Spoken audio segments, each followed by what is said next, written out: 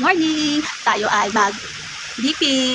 Alam mo, namiss ko kasi talaga noon ang pag-BP. Oo, kasi simula naging trabaho ko na to. Sa, dito yun siguro 4 years ang nakaraan. 4 years yung nakaraan. Doon ako nagtrabaho na sobrang bigat, sobrang init. Tapos, minsan, 12 hours ang pasok namin. Tapos, excess ng 2 hours pa. O, tamo, akalain mo 2 hours, 12 hours ka na, excess ka pa 2 hours, o, 14 hours. Oo, yun. Sobrang init. Pero ito yung trabaho, kaya kadain talaga. Kasi naging masaya din naman, dahil masaya yung mga kasama mo. Kasama ko, oo. Pero sa totoo lang, dahil, simula ng BP ko na to, di ba nagbibigay ng medical lagi pag sa company? Aba, ang aking BP ay laging nagiging 200 plus lagi, 210 over 100 plus. Oo, sobra talaga ang ano ko. Pero dati, hindi naman ako nahihilo-hilo. Pero ang clinic namin, laging hindi ako nakakapag-work.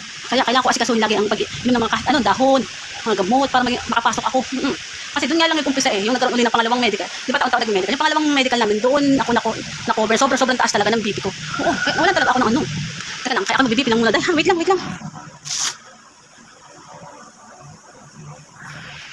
Kaya talaga yung company na to, ayoko sabihin kung saan man ito kapagod. Sobra talaga. Kaya ang maganda lang sa company na to, dahil masaya ang mga katrabaho. Kaya ang pagiging pagod na trabaho ay yung baliwala yan. Dahil tawanan kaya sobrang pagod. Yun. Grabe ang BP ko lagi. Kaya doon ako nag-umpisa na duguan ng ilong. Hindi naman ako nakakarala ng hilo. Pero, kaya nga, ganun nga talaga kalala ang aking BP dati. Kaya hindi ako masyado nag-ano.